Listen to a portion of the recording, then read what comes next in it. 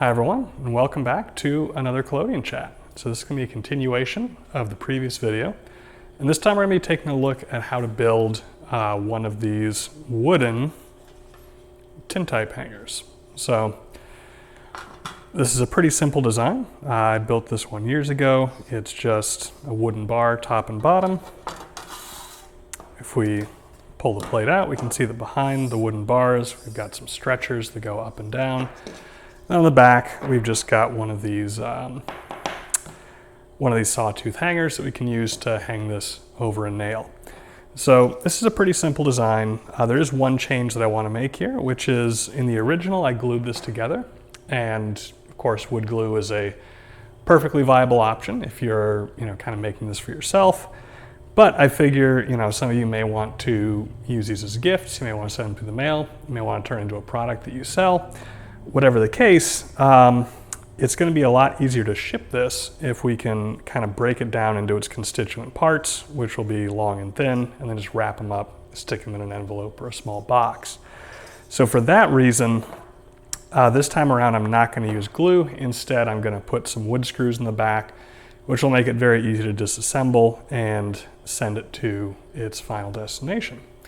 So with that in mind, I'm going to go ahead and pick out some material here. This is a great project for, kind of finally using up some of those scraps that you have in your offcut bin, or maybe for, going a little bit wild with some expensive wood that you wouldn't normally use on a larger project, because it just takes very little material to get this done with. So just taking a quick look at some pieces that I pulled out of the scrap bin here in my garage. I'm going to be using this piece of walnut to make the top and the bottom components for these six plate hangers that I'm planning to make today. So when you pick your material, you're going to want to consider the dimensions, consider how many of these you want to make. So in this case, I'm going to be looking to make these about 20 millimeters tall, and I've got about 150 millimeter wide piece of walnut here. So I'll be able to just take 20 millimeter strips off of this and get 6 out of them with a little bit of room left to spare. If you're doing that math, just make sure you take into account the amount of material that your saw is going to remove every time you make a cut, right? So if you want to make 6 tops and bottoms for 3 hangers, you're going to have 5 total saw cuts, which if you're using a full curve blade here in the US, that's about 1/8 of an inch per cut you're losing, or like 3.125 millimeters, I think.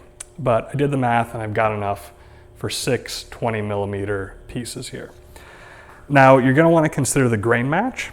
So I think that the ideal way to do this would actually be, if I'm going to make 3 of these, what I would prefer would be to have a board wide enough to cut 3 pieces side by side, which I could then take and cut up. Right, I'd want them 3 wide by 2 high, and that way, when you hung them on the wall, you would have continuous grain flowing from left to right and from top to bottom.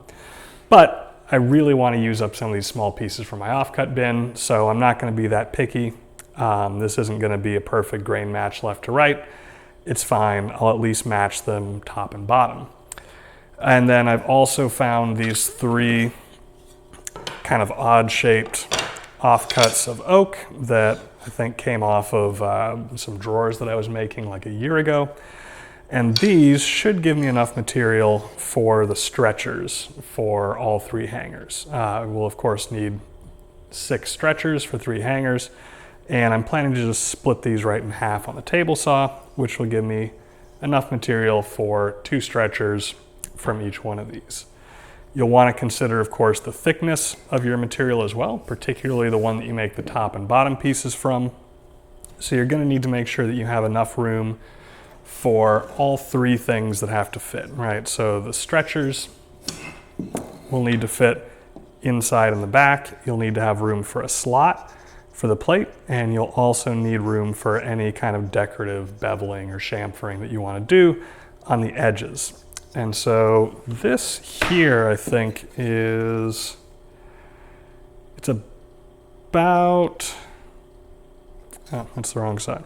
It's about 22 millimeters thick, which is not as thick as I would like, but again, trying to clear out that scrap bin, so I'm gonna make it work. So that's the material we got to work with. A real quick note on the difficulty level here. I think that if you're an experienced woodworker, as soon as this came up on the screen, you probably already knew exactly how you would build it. It's not a very complicated part. So I'm gonna try to very specifically target this at a more beginner level. I've got a pretty decently equipped shop here, but I'm gonna try to limit myself to as basic a set of tools as I can to kind of replicate the experience you might have if you're kind of just getting started and using this as one of your first projects. So I'm going to go ahead and get all of my protective equipment on and take this stuff over to the tools and we'll get started. Now the first thing that I'm doing here is using the table saw to kind of resaw these oak offcuts to the appropriate thickness to use them as the stretchers that will connect the top and bottom pieces. Now this is a pretty narrow cut to be making on a table saw against the fence. I wasn't targeting a particular dimension here. I was just trying to get myself to a thickness where I could get 2 pieces out of each one of these scraps. So this ended up being about 5 or 6 millimeters thick, which is about as thin as I'm willing to cut against the fence on the table saw. Any thinner than that and you're going to start risking some serious kickback. So for this, I would ideally have liked to use a featherboard, but unfortunately these pieces were too short. Featherboard would have gotten in the way of the push block. So I fed these by hand up until my fingers got a little bit too close to the blade. Ideally I probably should have bailed out of that a little bit earlier and then switched to these push blocks, this push block with a heel, and I'm just cutting directly into the heel of the push block. I am not trying to keep it out of the path of the blade. And for this kind of destructive, sacrificial push block work, I really like to use 3D printed push blocks just because they cost me almost nothing. Not just in terms of material, but also in terms of my time, because I don't have to put any particular effort into these. I just get the printer started and it makes them for me, which is great when I need something that I can just kind of destroy, feed it into the blade, and have absolutely no qualms about throwing it out once it's worn out. Obviously you can make the same thing out of plywood or a scrap or what have you. I just find that, if I spend 10-15 minutes putting one together, I'm probably going to feel a little bit worse about cutting into it. So I use my disposable 3D printed push blocks here. It works great. In retrospect, I do not love how close I'm getting my fingers to the blade here. I think a better way to do this cut would actually be to use a featherboard and then just to feed the material using another very thin offcut scrap that could get in there behind the featherboard and push it through the blade. This worked, but I don't love the safety element of it. And here I'm just checking all these pieces, making sure that they're the proper thickness. And let's go to the next cut. Now we're going to go ahead and cross-cut our walnut scrap to size. So I'm not going to use a fancy miter gauge here. I'm going to use the one that came with the saw. And I'm going to attach this wooden scrap to the front of it that we're going to use as what we can call a sub-fence or a sacrificial fence. And this is just going to ensure that when we make those crosscuts, the wood fibers are supported and we don't get a lot of really nasty tear out on the back end of the board. So I'm going to make all of the top and bottom pieces out of this particular piece of walnut. So I'm not targeting any particular dimension here. I'm just trying to get a size that looks pretty good against an 8x10 plate. So I'm going to start by cutting off the rough edge on one side of this board. And then I'm going to flip it over. And on the opposite side, I want to go ahead and take off a crack that extends about 15 millimeters in from the outer edge. So I'm just going to take off those 2 imperfections. And once we're done with that, I'm actually going to have a width that I'm pretty happy with. So I'm just going to stop there. I have no idea what dimension this is, but it doesn't matter because I'm going to cut all the top and bottom pieces from this same board, so they'll be the same. And you can see here that nasty tear out on the back of our sub-fence, and the very clean cut that we got on our walnut. Now it's time to cut the dadoes on the back of that walnut scrap that'll hold the stretchers that connect the top and bottom pieces. Now I would normally do this with either a dado stack on the table saw or a spiral bit on the router table. But in the interest of keeping this simple tool-wise, I'm going to use a trim router of the type that you can find very inexpensively at any home center. So I'm going to go ahead and take my straight cutter bit here, and I don't want to make the entire cut in one pass. I want to use 2 passes for a little bit of an easier cut. So I've set this to slightly less than the thickness of our stretcher material. Now, note without the battery in the router, I'm just going to eyeball roughly where I want that dado to end up. Again, I'm not targeting any specific dimension here. I'm just looking for something that looks decent and balanced to the eye. And then once I've picked that point, I'm just going to mark a line so that I can very easily come back to that point with my square. And then I'm going to go ahead and take one of these quick clamps and use it to clamp that square down onto the material, making sure that I've indexed it against that edge facing me to keep it nice and square. So once my square is clamped down, I can bring my router back over to the material, pop the battery in it, and then I'm just going to go ahead and maintain very careful control of that router. These little trim routers do scare me quite a bit because they're just so top heavy and you have so little in the way of handles to control them by.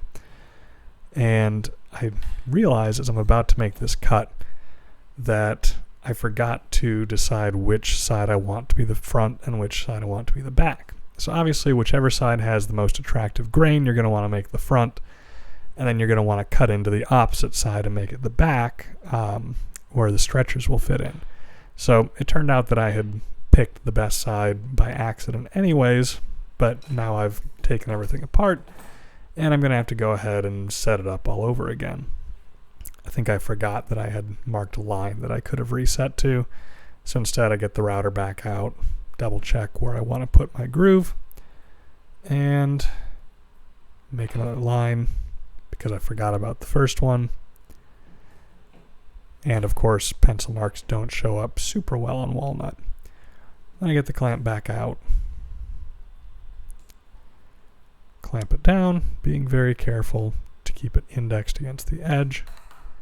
And now we're ready to finally make our cut. Pop the battery in. Again, make sure you remove that battery anytime you're handling the bit. Turn it on, and just make a nice, slow but steady, confident push through the cut, keeping the base of that router nice and tight up against that square so I get a perfect straight line perpendicular to the edge of the board. And that is my first cut made. Now I want to go ahead and make a second pass to bring the groove, or sorry, I should say the dado, all the way down to its full depth. So I'm going to want to be able to fit not only my stretcher, but also the head of a screw that'll hold the stretcher in place. So I just put a screw into some of my stretcher material towards the end, and I use that as a guide to kind of visually compare its thickness to the height of the bit, get it where I want it, and then I'm ready to go ahead and make my second cut. So same thing as before, pop the battery into the router. Again, make sure you pull that battery out anytime you're adjusting the bit. Find the power switch, because I always forget which side of the router it's on. And then I'm just going to go ahead and push nice and smooth through that cut.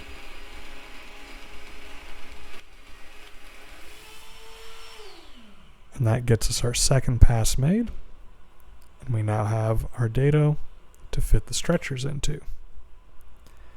Now this is where things get tricky. So I think I mentioned before that I would prefer to do this with either a dado stack on a table saw or with a router table with a fence. In either one of those situations, it would be very easy to then just flip the piece around and get a perfectly symmetric pair of cuts.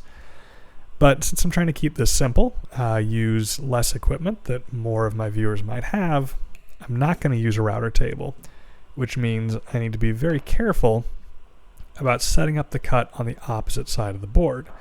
So what I'm doing is using this pocket rule with a stop on it to kind of physically capture that dimension to the square.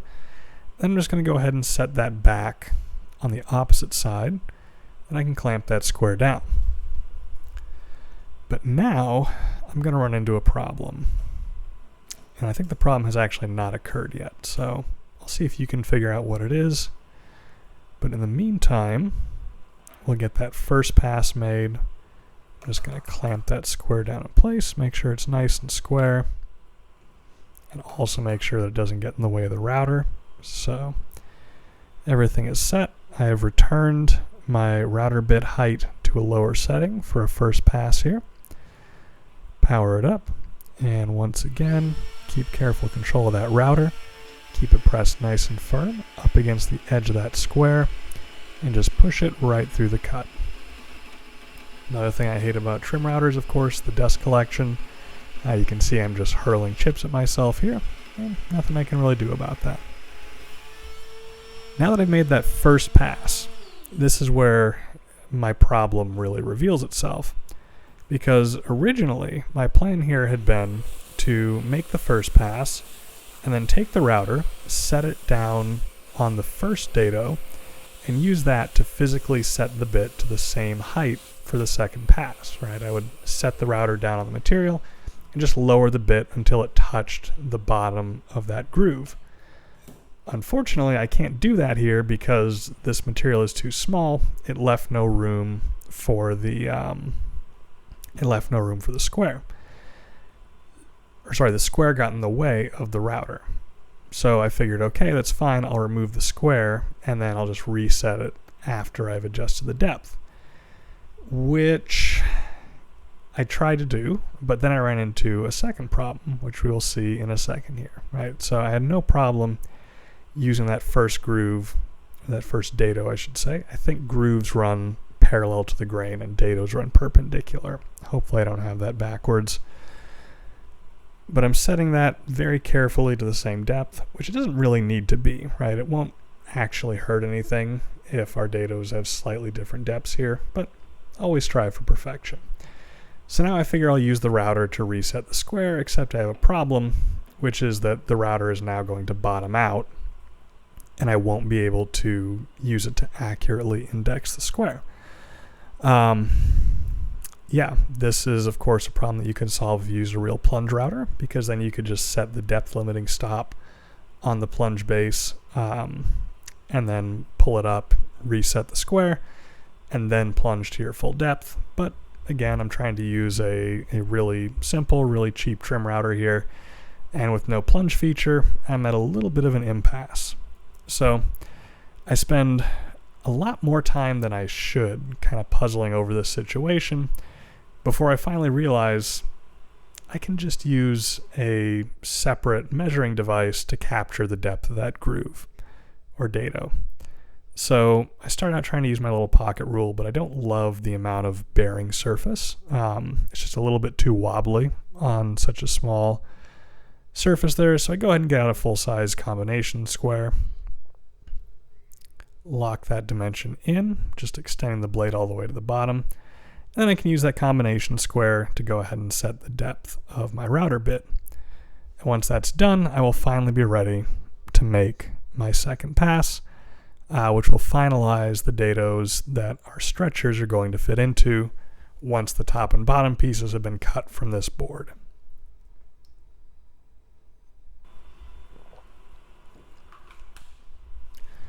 Now I'm about to make the first really big mistake of this project, because in my frustration to figure out this situation, I did not properly align the square. And you might start to hear some chattering in the background here.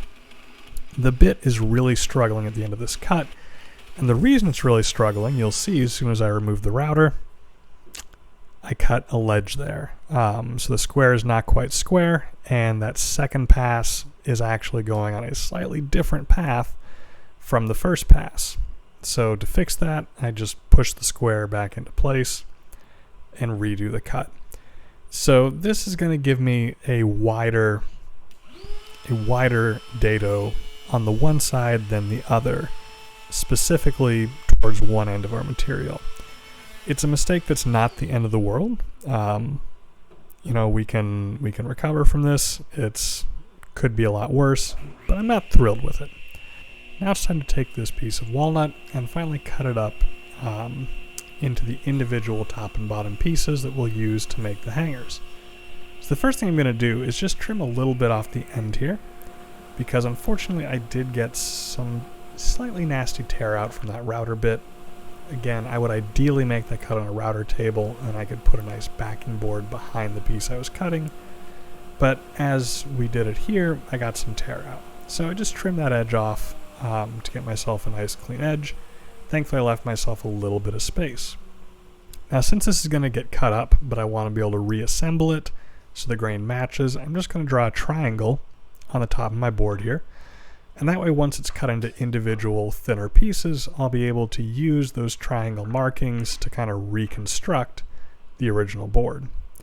Now I'm going to go ahead and set my fence to about 20 millimeters. Now I've got a digital readout here that I'm using to set the width, but you can also do it with a tape measure.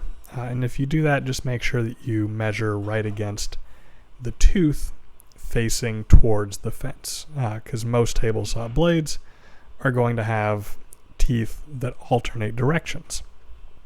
Now unfortunately this cut is too thin to use the blade guard, so I went ahead and swung that out of the way, and I'm going to be using these gripper push blocks here, which are fantastic for thin rips.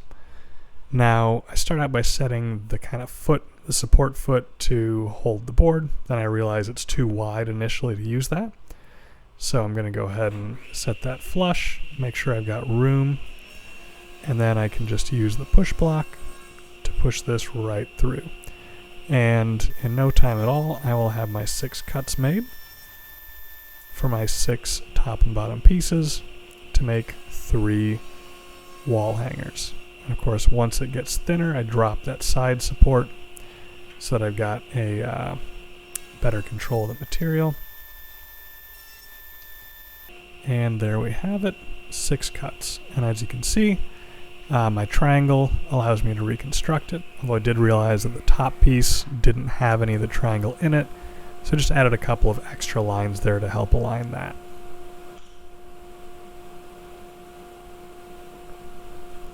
I'm going to go ahead and double check that all of the grooves, or I should say dados, line up. And at this point, I'm going to go ahead and cut my stretchers so that they fit the 1/2-inch dado that I cut in the top and bottom pieces. So 1/2 inch is fine. It's it could have been a little bit thicker, but for hangers this size, it'll give me more than enough stability. So I just went with the width of my cutter, which was a 1/2 inch, roughly. I want to say, what, 12.7 something millimeters. So I just go ahead and I set my fence here to, I think, about 13 millimeters, which I expected to be a little bit on the big side. And then I went ahead and I got out an extra gripper push block.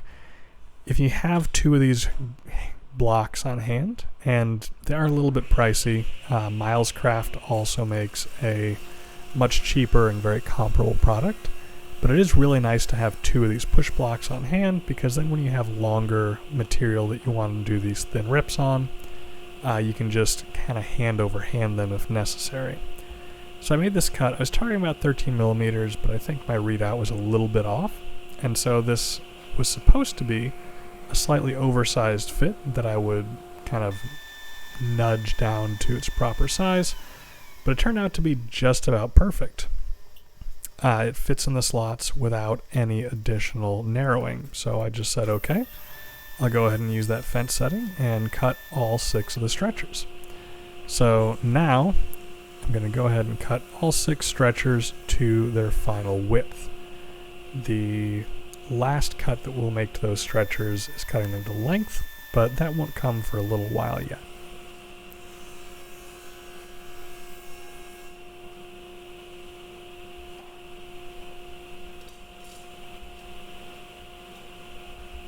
There we have 6 stretchers, all cut to size.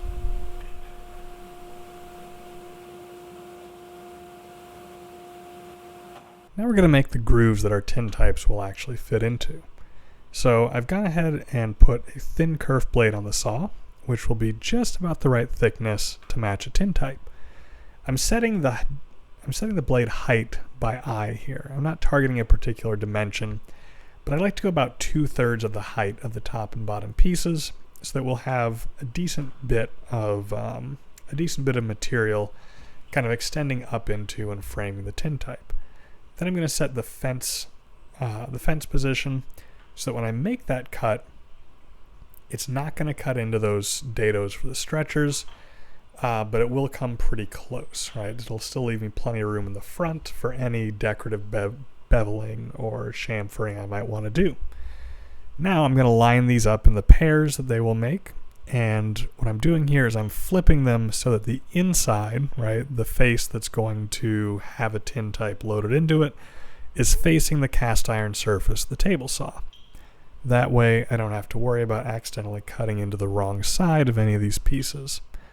So now all I have to do is take one of my push blocks here, make sure that it is adjusted so that it will fit around the blade, and then I will set its height to match the pieces that we're cutting here. Set that support on the edge so that it rides nice and flat.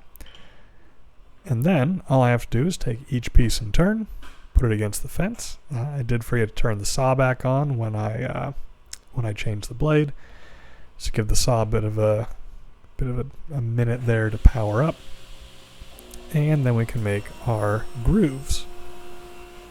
So I'm going to make 6 of these, easy peasy, one at a time. Just put the dadoes side against the fence, run it through with the push block, and that makes 6.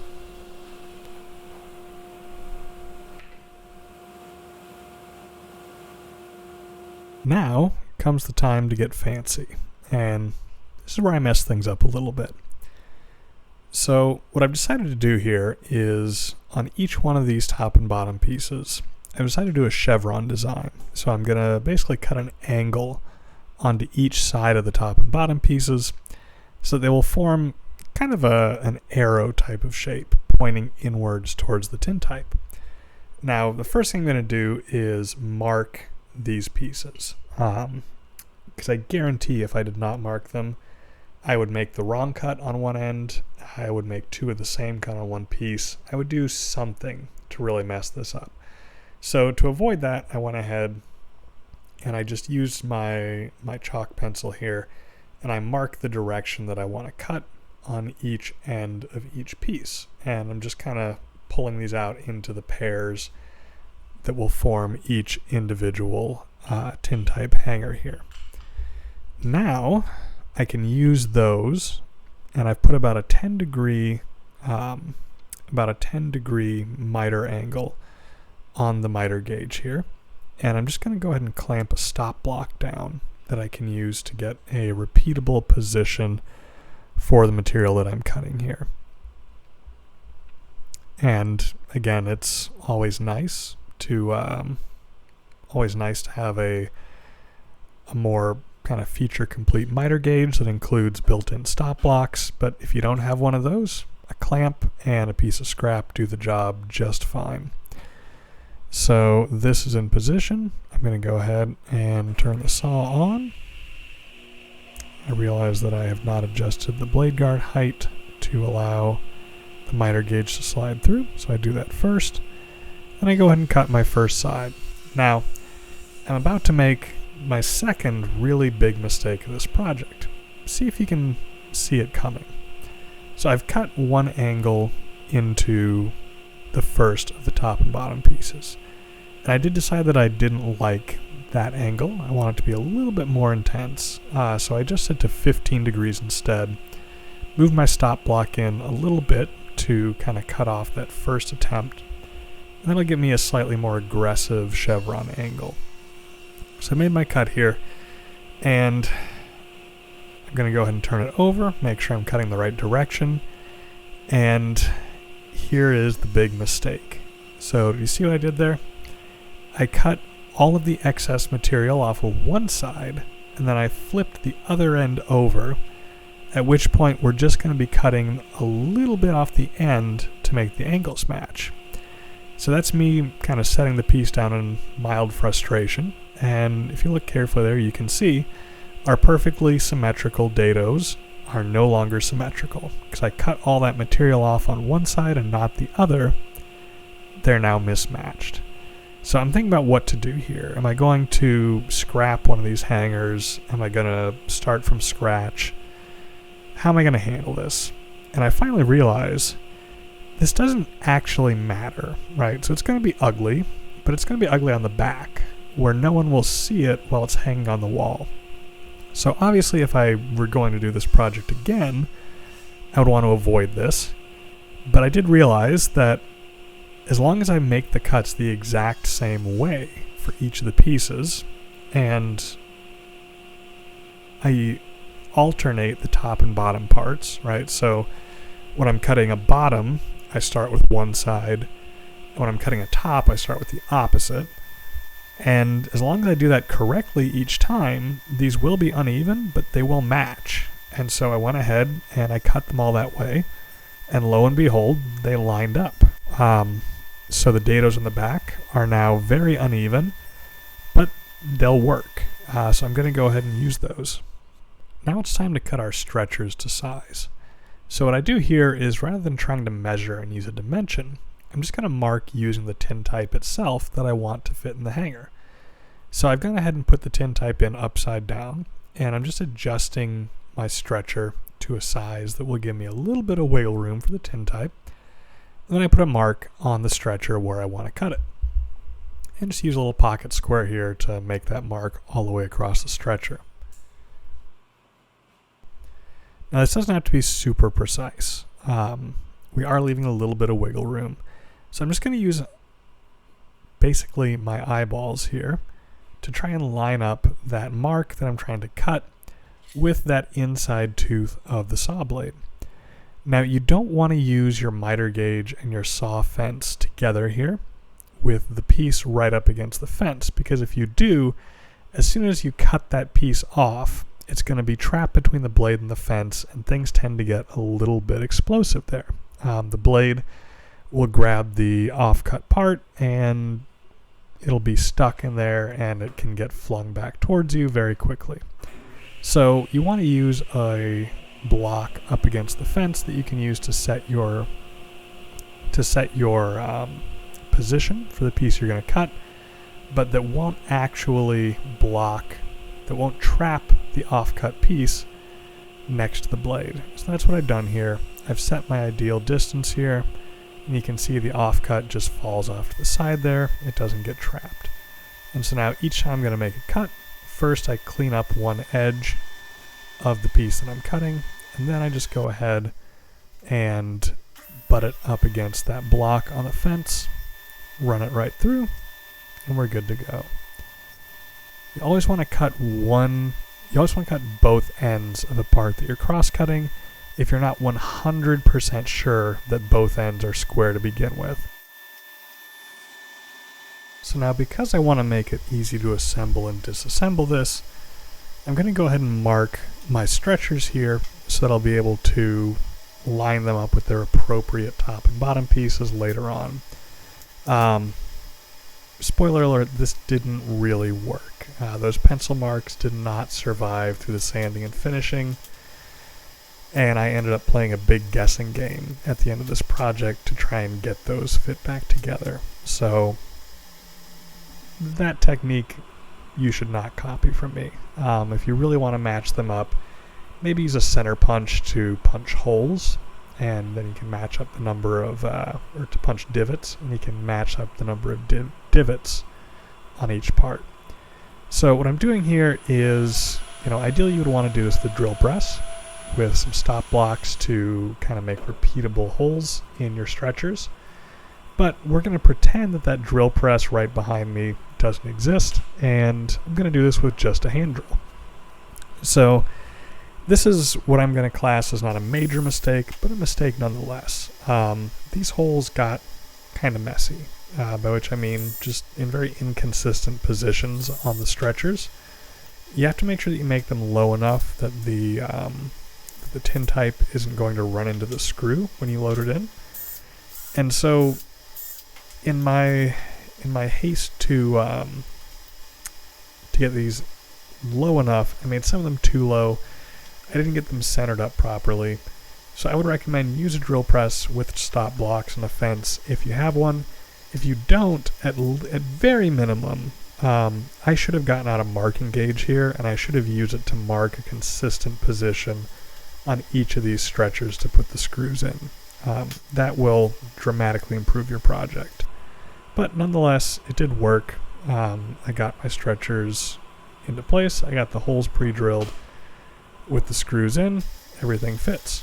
So now we're going to go to some shaping.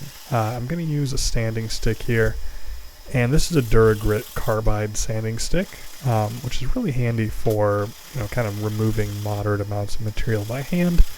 But you could do this just as well with a paint stirring stick, or really any flat scrap of wood with sandpaper glued to one side of it. And I'm just trying to put a little bit of a bevel on each of these edges. I'm not going super aggressive with it. I'm not using like a chamfer bit on the router or anything like that. But just trying to soften those up, give it a little bit of a chamfer on the edges. And so I'm going to do that for each of the 3 hangers. Here's our last one. Around this time, I'm starting to regret my decision to do this by hand, but at this point, in for a penny, in for a pound. So we go ahead and finish that up.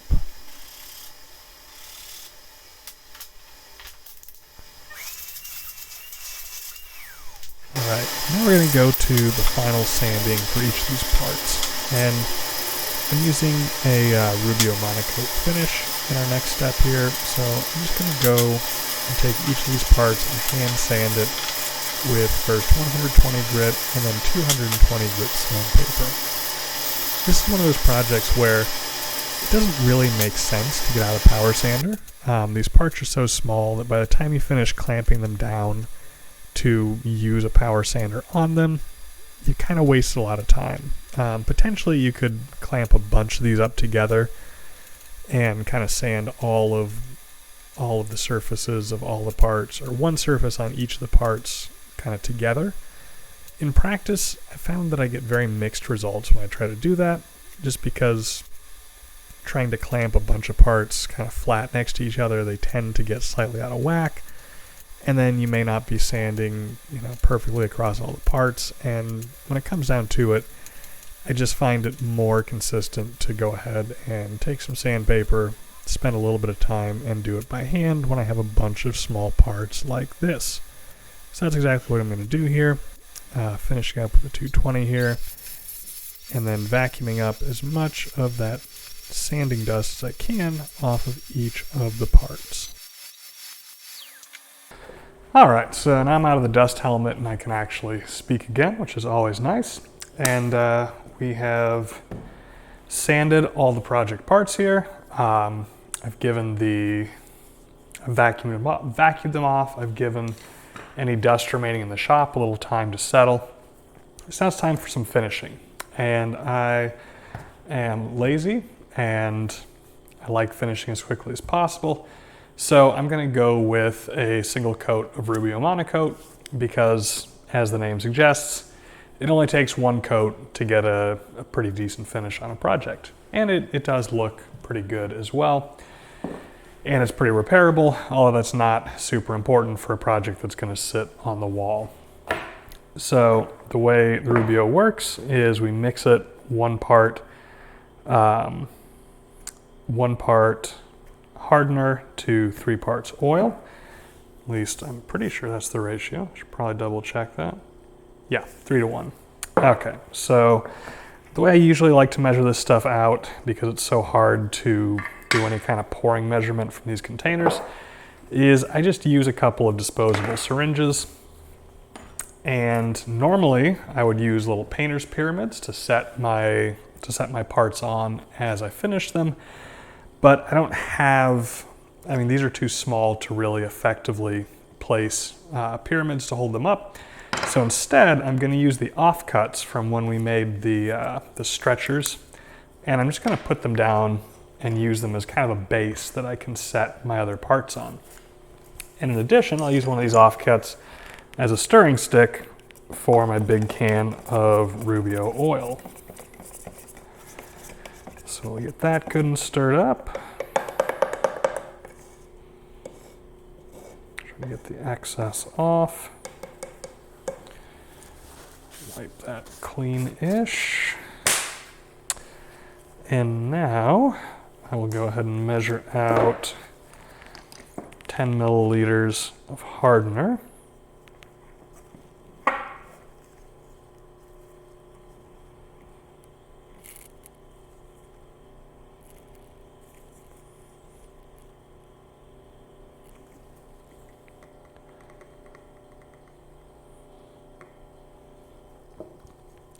Go. I will wipe that off and set it to the side. And then this syringe goes up to 20 milliliters, so I'll do one 20 milliliter batch of oil here. And then I will do another 10. Oops.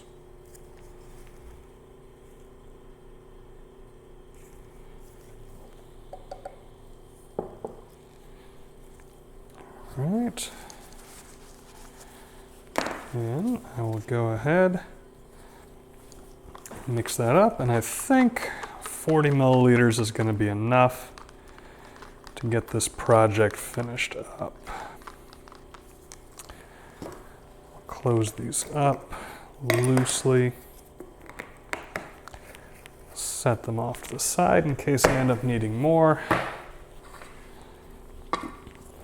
Now, typically I would use either an applicator pad or some kind of like a spreader, but these parts are so small that I'm going to cheat a little bit, and I'm just going to apply the finish with my gloved hands because, hey, why not? I'll just get that spread all across each part.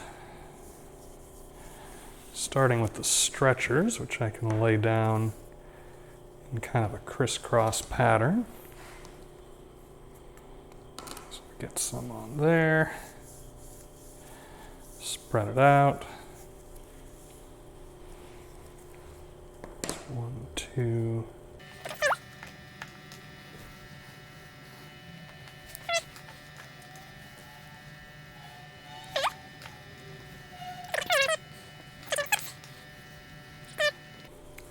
Lay down a few more of these scraps just to make a little bit of space here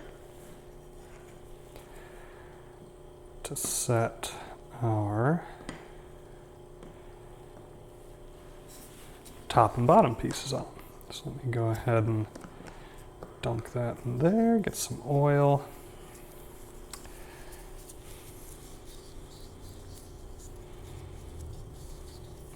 Just make sure that's rubbed on all over the part.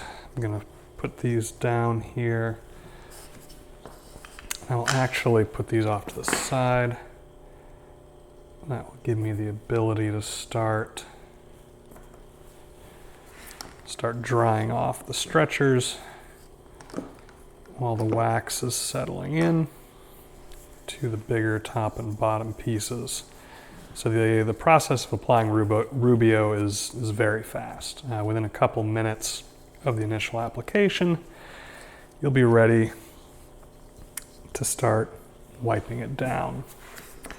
And as you can see, this relatively plain looking walnut and the top and bottom pieces just really pops out beautifully once we get that oil coating on it.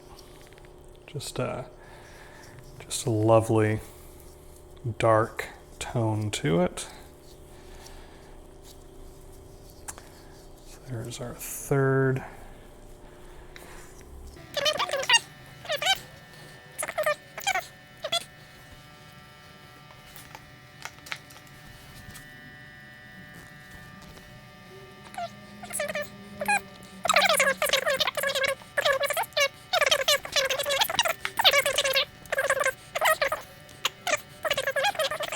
So that takes care of those. So now I'm going to go ahead and start drying off the stretchers. And once you've given the oil a couple minutes to soak in, you can just use a good old-fashioned rag to wipe off the excess.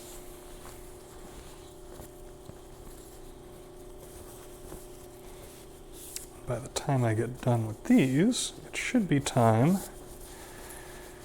to start drying off the top and bottom components as well.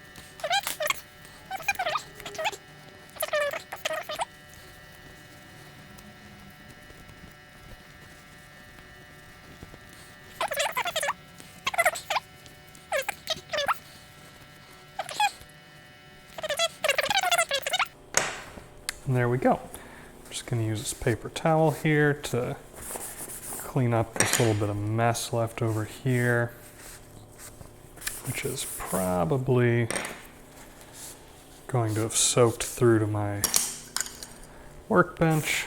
Let me take a quick peek at that.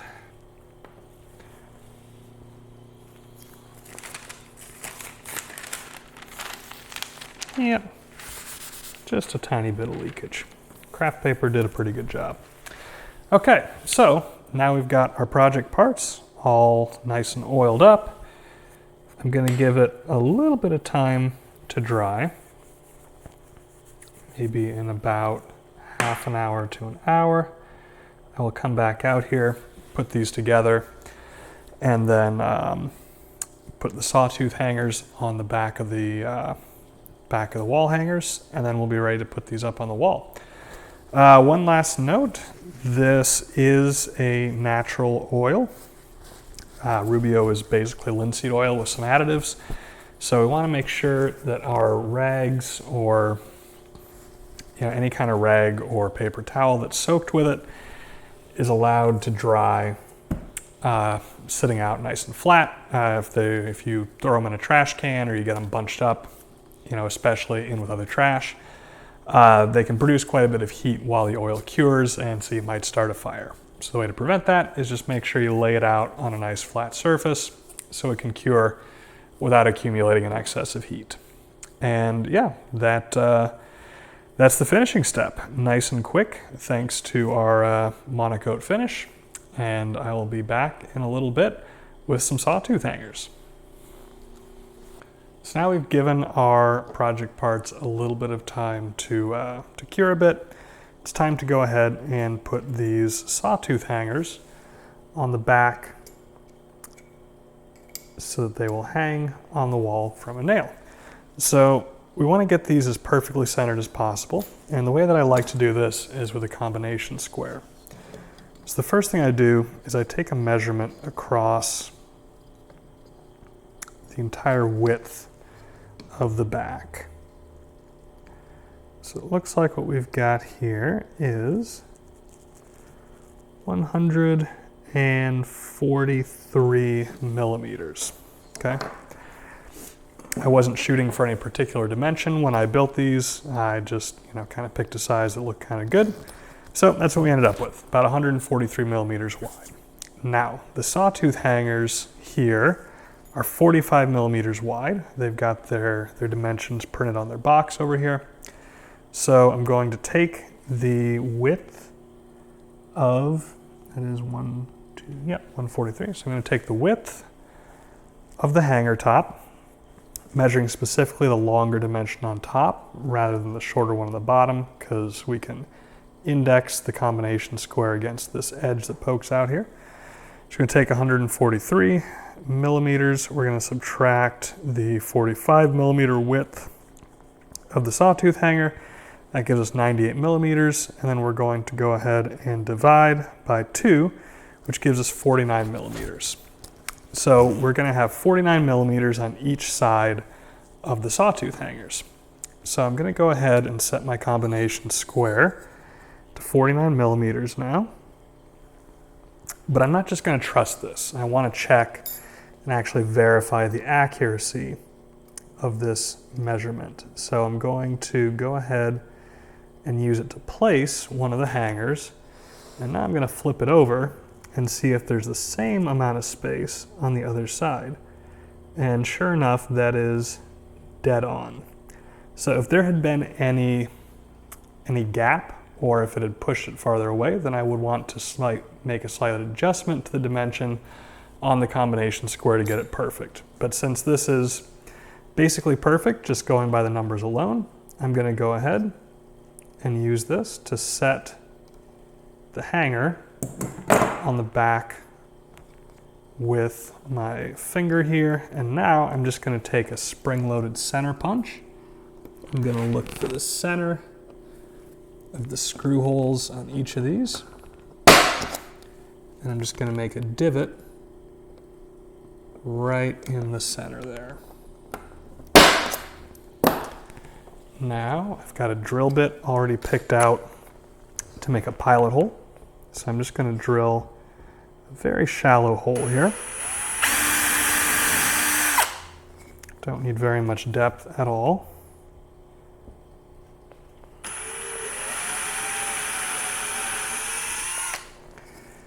That should be enough. And now we can put our hanger back on here and use 2 of the included mounting screws.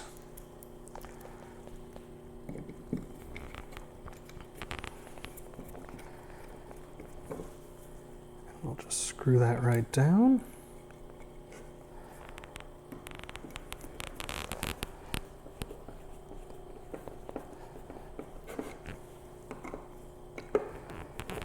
And that gives us our first hanger ready to go. Now we can repeat the process with the same dimension on each of these hangers. So I'm going to take this one, just bump my combination square right up against that edge that sticks out. Use that to find the rightmost edge of the hanger. Make sure that's even with the top. And then I'm going to grab my center punch.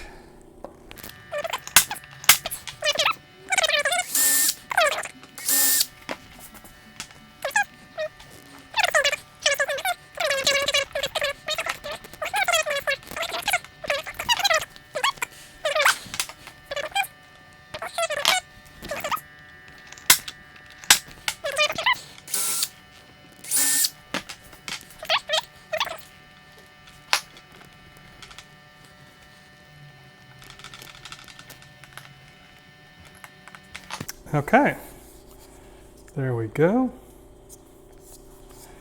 That is our last sawtooth hanger. And now we have 3 Tintype hangers in walnut ready to go. So I have hopefully shown you a few things that you should do to make these, and I have also definitely shown you quite a few things that you shouldn't do. We can add to that pile my letter-based marking for the indentations on the back of the hangers. Those letters were not legible after the parts had been completely finished and dried. So if you are going to go with that approach, you're going to want to use a more durable, something you can really scratch into the surface and see and match up the marks. Or better yet, just don't do it the way I did it. Either use some wood glue to secure the parts, or if you really want to make it disassemblable, I highly recommend using either a drill press with some stop blocks for repeated positioning, or setting up some kind of a fixture that you can mount the parts into to consistently drill the same holes with your hand drill. But this is, while a little bit messy, still perfectly functional. The beauty of this particular project is that most of it is hidden from the people who are actually going to see it hanging up on your wall. And so while I would not want to necessarily show off the backs of these, the fronts are going to work out perfectly well. So let's take these inside and hang up some plates. And finally, here we have all 3 hangers hung up on the wall with the plates loaded into them. So as you can see, these just fit right over a simple nail driven into the wall. That sawtooth hanger just goes right on top. If you can find the right slot. And there we go. 3 wall-mounted wet plate hangers. So hopefully that helps you. Hopefully that helps you mount your plates. I hope you like the design. Hope you like the technique, and hopefully you can learn from some of the mistakes that I made putting these 3 together. So until next time, y'all enjoy.